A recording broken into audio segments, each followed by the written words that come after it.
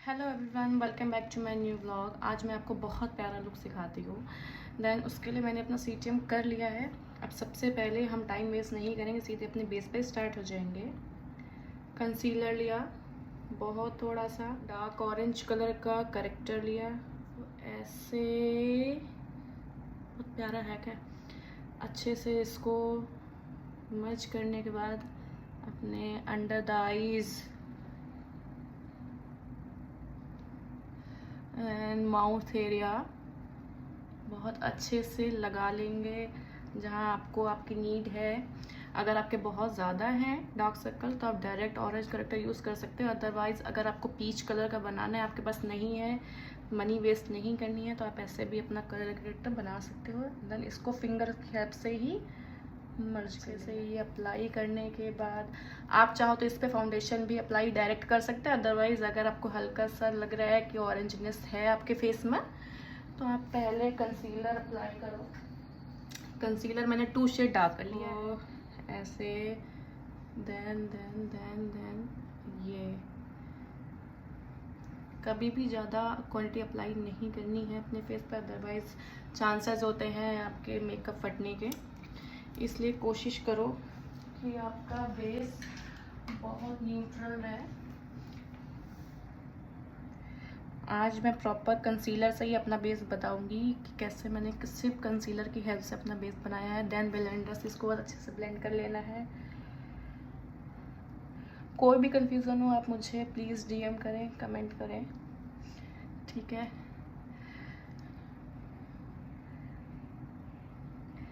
CTM आपको बहुत अच्छे से करना है। देन ब्लेंडिंग आपको अपने मेकअप की बहुत अच्छे से करनी है, बहुत लाइट हैंड से करनी है, डैब डैब नॉट ड्रैग। इसलिए एक एक पॉइंट सीखिए, इसको वीडियो को पूरा देखिए, देन आपको पहली बार मेकअप बहुत अच्छे से आएगा। देन मैंने स्विस ब्यूटी का कंसीलर लिया है अपने हाइलाइट्स पॉइंट को हाईलाइट करने के लिए। इसके लिए सबसे पहले मैं अपने आईज के around to mouth, then nose area, chin, हल्का सा। देन ये मैंने ब्लश लिया है, लिक्विड ब्लश, ये मेरा फेवरेट पार्ट है।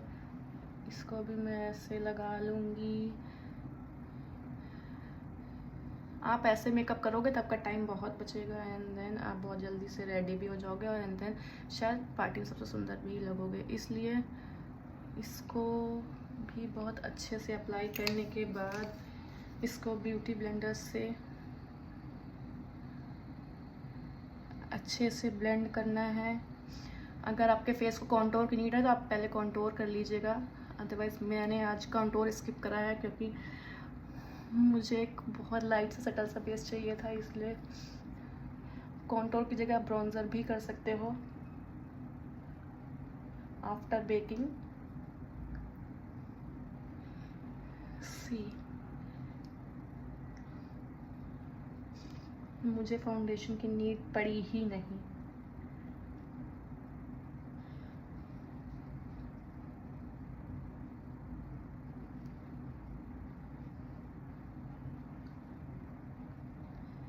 वाओ।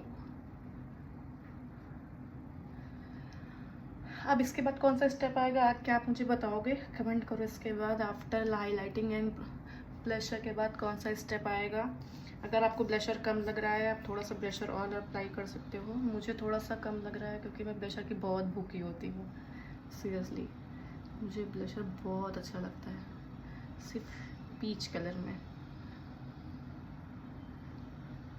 ऐसे लगाया, बहुत लाइट हैंड से ब्लेंड करा, सी जैसे गुलाबी गाल शर्माते हुए। वाह।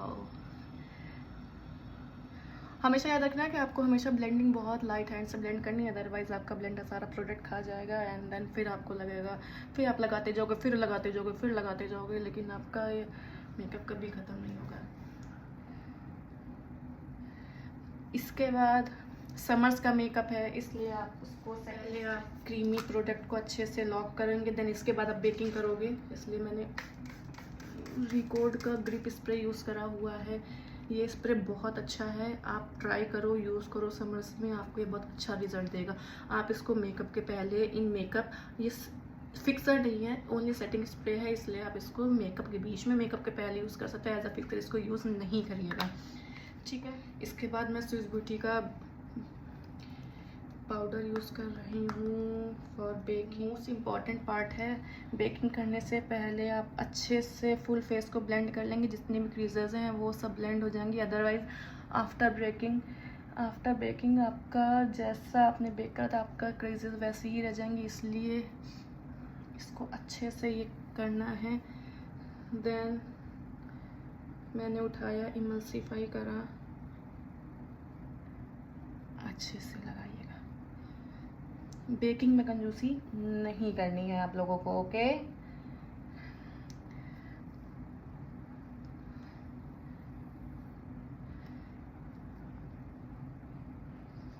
अराउंड टू माउथ बहुत अच्छे से बेक करना है। देन फुल फेस को, समर्स में, आप समर्स हो या विंटर, बेकिंग आपको हमेशा ही अच्छे से करनी है।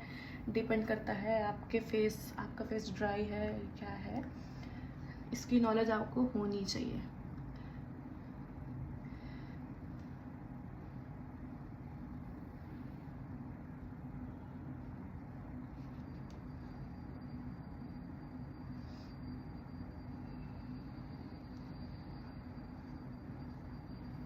इसके बाद मैं अपनी आईब्रोज फिल करूँगी।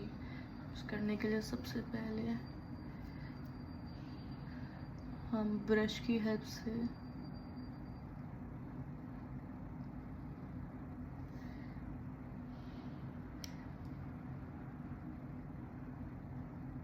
कभी भी आईब्रोज आपको स्टार्टिंग से स्टार्ट नहीं करनी है, मिड से स्टार्ट करनी है। स्टार्टिंग का पार्ट हमेशा आपको लाइट ही रखना है, नहीं तो ये नेचुरल नहीं लगेंगी, ओके।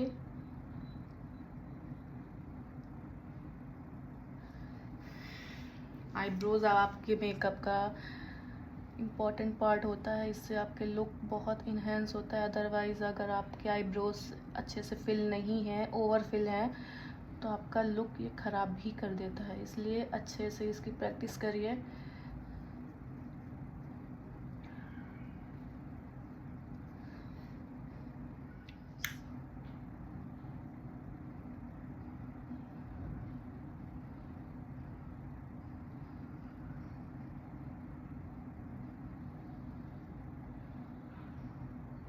देन मैंने फॉरएवर का काजल लगाया है। जो कलर आपने ऊपर यूज़ करा है वही आप नीचे यूज़ करना।